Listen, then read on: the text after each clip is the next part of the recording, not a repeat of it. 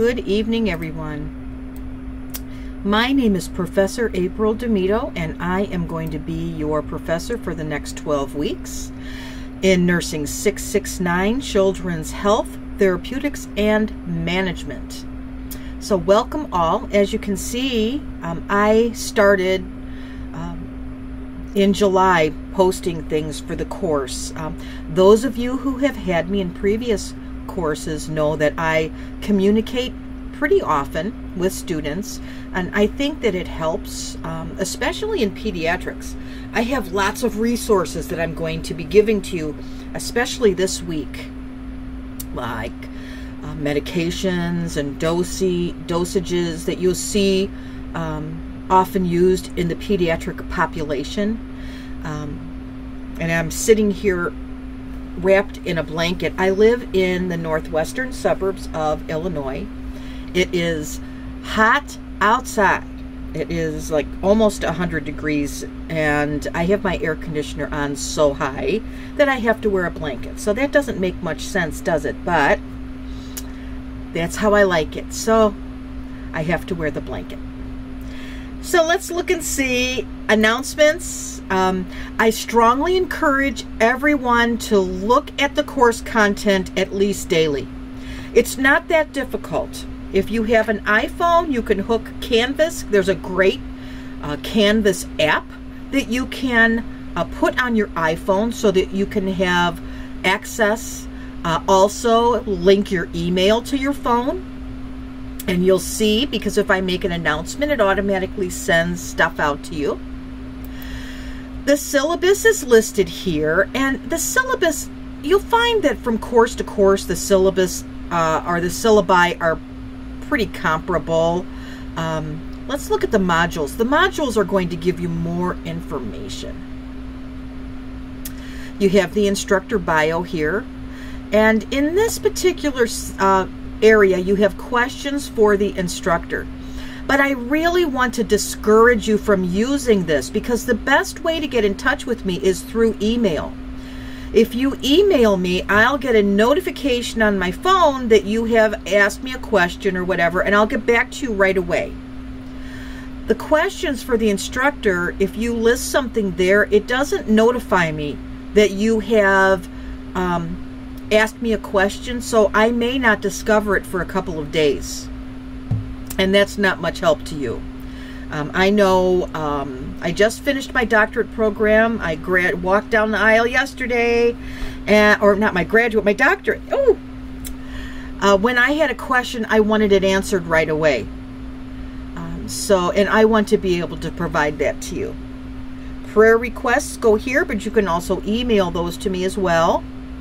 And we have some resources here for you, APA format resources and the MSN handbook. If you haven't looked at the MSN handbook in a while, it's a good idea to go over it, because it tells you kind of what the expectations are for you as a student at Olivet. The APA format resources is important also. There are a lot of references here through Purdue OWL, which you'll find very helpful. If you have any questions about a particular citing, please send me an email and ask me. You'll find your first paper is due this week already, on Sunday, and I am a stickler for papers. You guys are all graduate level students. You should have an excellent command of APA format. You should be using appropriate spelling and grammar and punctuation, and I expect those things of you. I also will expect that you will not be using first-person references in your paper, because that's not something that we do. We don't say I feel or I believe or it's my thought. That's not how you write a graduate level paper. All right. Moving up, we have Examity. So you all know from the other classes that you've taken, it's important for you to schedule your exams right away. That would be one of the first things I do, schedule exams, because there are only so many slots scheduled for exams, and if you don't do it early, you may not get a time or a day that works well for you, and then you're going to be scrambling to try to find coverage at work or who can watch the kids. So doing that is a priority for you. Module 1, we start, and just looking at the content here, you can see it's pretty much put up the same way it is in other courses. And let's look at the overview first. And the content of our first week is going to be focused on childhood obesity. And this is a huge problem in this country.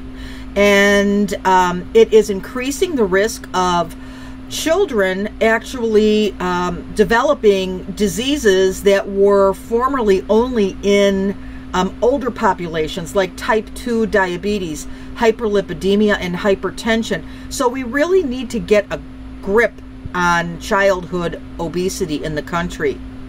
You have some readings in both Hay and Sawyer, and an example of a pediatric head-to-toe physical exam. Child development is incredibly important and is something that needs to be assessed anytime you're doing a physical on a child. Ages and stages, child development tracker, all of these things are very important. Child abuse and neglect, special needs, national, state, and local disparities in childhood obesity. We then have 4 PowerPoint presentations with audio attached. The first assignment due Wednesday by midnight is the introduction forum. Some of you have done it already, and this is a standard we do in every course because some of you are cohorted together and you have followed along, so you may know each other. However, often classes are combined due to low enrollments, or people need to retake a course. So for the benefit of the rest of the students in the class, and if I have never had you as a professor before, I like to know a little bit about your background. That's due Wednesday at midnight. Then your first paper is due. I always make my papers due on day 7 of the first week. So your paper is going to be due Sunday at midnight. And you can see here that you have draft 1, draft 2, and draft 3, and then the final draft. This particular assignment gives you 3 opportunities to submit it, to turn it in, to see what your similarity score is. Now, I want your similarity scores to be less than 25, but a similarity score is more than just a number. I look at each paper and I go to look and see if there are any sentences that are linked together. If I see several sentences linked together, what that tells me is that you have taken a couple of sentences from a scholarly reference and put it in your paper. If you are going to do so, you need to cite it. Also, I don't want to see any quotations in papers. That is not something that you should be doing at this level. You take those quotes and you paraphrase them into your own words, and then you cite them. Another big stickler of mine is to not use quotations. Also, I have had some students that every time they make a citation, they put the page number in the citation. Please don't do that. That's not necessary, and I'm sure that you were told to do that by some professor in the past, but that is not appropriate citing. So don't do that. All right, so let's look at this assignment. All right.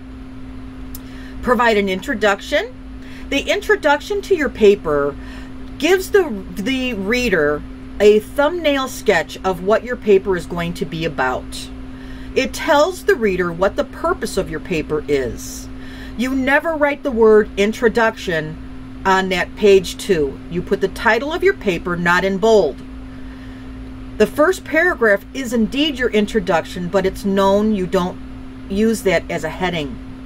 Okay? Now let's see. Let's look at the others. We want the prevalence of obesity in your state. And you know what? As long as you are using relevant references, I don't care what you get your data from. I get data from the Department of Public Health of Department of Vital Statistics, CDC, wherever you get your statistics, as long as they are current, I'm good with that. And here, one of the requirements is to include a photograph of one of the safe and healthy play places in your paper. Anytime you are adding this is an appendix, and it is not to be put in the body of your paper. Appendices are listed after your references in your paper. So that would be the last page of your paper, and it would be titled Appendix, and then each appendix, or Appendix A, and Appendix A will have a title. And in your paper, when you want to reference it, you'll say, see Appendix A. Okay? And let me know if you have any questions about that. Now, in here, the paper says, provide a summary. The very last paragraph of your paper is actually a conclusion. And a conclusion sums up the content of your paper. Never introduce new content in your summary. Make sure that your references are relevant. I do not accept .com references. .com is not scholarly. They can be .org or professional organizations. I don't expect your references to be older than 5 years. Now, if you're writing a paper and you want to know what's the best way to do it so you don't skip anything, this is what you do, okay? This is going to be your first paragraph, the introduction. Then you're going to do a heading. A heading is center bold with large words capitalized, and it is going to be keywords from this. So you can say the prevalence of childhood obesity in the state of Illinois. You're going to then write on that. Then you're going to do another heading, disparities between the states and the national rates of obesity. Do that. For each area of the rubric, you're going to write a paragraph. Now, this photograph is going to be in your appendix, and then you write a conclusion. I also, remember, I'm very strict on spelling, grammar, punctuation, and APA format. I expect it to be a high-level paper that you're writing. Now, how long does it need to be? Well, as long as it takes. If you are turning in a 3-page paper, there's no way you're getting in all of the information that you need to have. However, this is not a paper that needs to be 10 pages long either. I would say that a paper of this should be probably 6 to 8 pages in length. I'm looking on the quality more than the quantity. So ensure that the content that you've included in your paper is relevant. Okay? Now, each week, I really do my best effort to do a weekly announcement. That's what today is, a weekly announcement on Sunday. Classes start tomorrow. And I go over the expectation for the upcoming week. I did, in an earlier announcement, recommend that people sign up for their group, because we have a couple of assignments that actually are group discussions, and most of you have done that. Some of you haven't, and this is an easy one because Miriam and Katie, you're going to be here because it's the only group open left. So my cohort of 138 is done. I haven't looked at my other cohort to see where you're at.